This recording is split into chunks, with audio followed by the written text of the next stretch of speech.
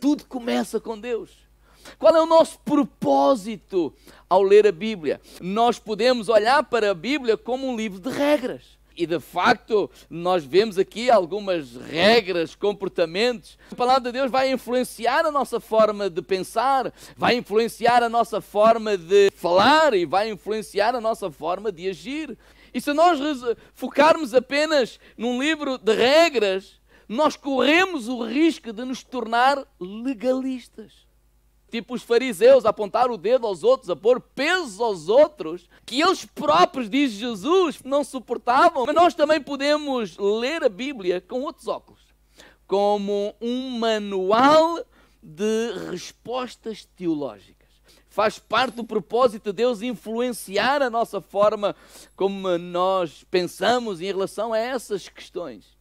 O problema é que se focarmos apenas dessa forma, nós corremos o risco de nos tornarmos apenas teólogos e extremamente racionais. Ou seja, resumir a fé em Deus apenas àquilo que a nossa mente consegue explicar. Nós podemos ler a Bíblia também como uma carta de amor de Deus para nós. Deus nos ama, Deus nos aceita tal e qual como nós somos. Irmãos, o centro és mesmo tu. Corremos também um risco. É focar o cristianismo e o evangelho em mim.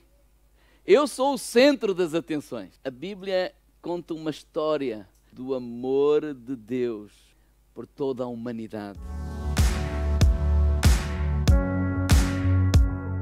Deus é o Criador de todas as coisas. Deus pôs ordem neste caos. Deus viu que tudo era bom. O homem foi chamado a reinar sobre a terra. Adão e Eva, eles tiveram que tomar uma decisão. Eles tomaram para si essa responsabilidade de julgar ou decidir. Eu vou decidir o que é bom e o que é mau. O que é certo e o que não é certo. Eles já eram semelhantes a Deus. Deus não amaldiçoou o homem, Deus está a falar ao homem as consequências dos seus próprios atos. Mas mesmo nessa altura, nós podemos ver o que é a misericórdia de Deus. Quem é o Redentor? Jesus. Da promessa de Deus para restaurar, trazer de novo a humanidade a uma posição de autoridade para reinar aqui nesta terra. Jesus. Abraão, a partir do qual formará uma nova nação. E este homem, ele também é dado uma oportunidade de fazer a escolha. Porque sempre nós temos a oportunidade de fazer esta escolha. Qual é? De viver confiando em Deus. Ou trazer essa prerrogativa para mim e eu vou viver de acordo com a minha definição e com a minha decisão do que é certo e do que é errado, do que é bom e do que é mau. Deus faz uma aliança com Abraão. Ele decide confiar em Deus. Uma família que foi escolhida por Deus, chamada para formar uma nação através da qual todas as nações seriam bem abençoadas ou salvas. O propósito de Deus criar o homem lá em Gênesis é de ter comunhão, ter intimidade com Ele. E eles começaram a viver segundo os seus deleites, os seus desejos. E daí vemos o exílio, vemos uma série de destruição. São consequências de viver de acordo com essa decisão.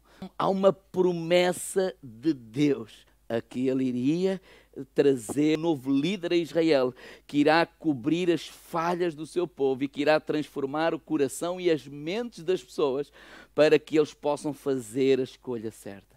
Jesus é o cumprimento dessa promessa. Todo o Velho Testamento apontou, falava, apontava para Jesus. Jesus escolheu viver submisso a Deus. Ele tornou-se homem para levar sobre si o castigo dos nossos pecados. E esse é o Evangelho. Essas são as boas novas. O seu amor sacrificial prova ser mais poderoso do que o mal. Ser mais poderoso do que a própria morte. A humanidade agora ela tem uma nova escolha. Permanecer na antiga forma de ser humano ou aventurar-se numa nova forma de vida, num novo caminho. E muitos escolhem o caminho de Jesus. Todos eles foram cheios do Espírito Santo. Nós somos o templo do Espírito Santo. E aquele povo começou-se a espalhar. E por onde eles iam, eles partilhavam o Evangelho. E novas comunidades de seguidores de Jesus começaram a surgir. Eles enfrentaram perseguição externa e interna. E eles pediam ajuda aos apóstolos. E os apóstolos escreviam as cartas. Que eram as instruções do apóstolo Paulo, as instruções de Pedro, as instruções de Deus para a sua vida. Essas cartas foram escritas também para dizer: não desistam, não olhem para trás apesar da perseguição, não deixem de servir a Deus, não deixem de amar a Deus, não deixem de ir à casa de Deus, vivam com uma mentalidade de vida eterna. Todo o foco está em Deus. E a Bíblia termina a apontar para o futuro, para um dia em que o mal será erradicado e em que novos céus e nova terra serão formados. Esta é a história da Bíblia. Do que Deus tem feito ao longo dos séculos, ao longo de gerações para salvar um povo.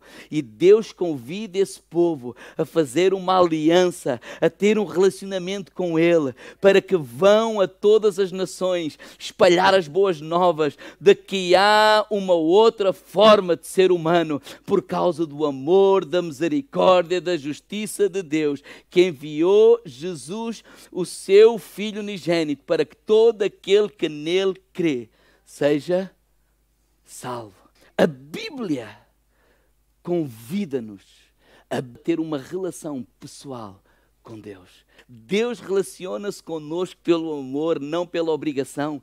Trata com pessoas, não com coisas. E opera através de relacionamentos e não de leis. Cada um de nós tem uma escolha a fazer. Qual é a nossa escolha? Vamos escolher viver segundo o que nós achamos que é certo ou que é errado? Ou vamos viver segundo confiar no que Ele diz que é certo ou que é errado? Onde é que está a verdadeira sabedoria? Nas Escrituras. E são elas que nos conduzem à salvação pela fé em Jesus Cristo. Qual é o propósito ao ler a Bíblia? Conhecer Deus, o caráter de Deus. Conhecer o Deus Santo, Provérbios 9:10, é alcançar o pleno conhecimento.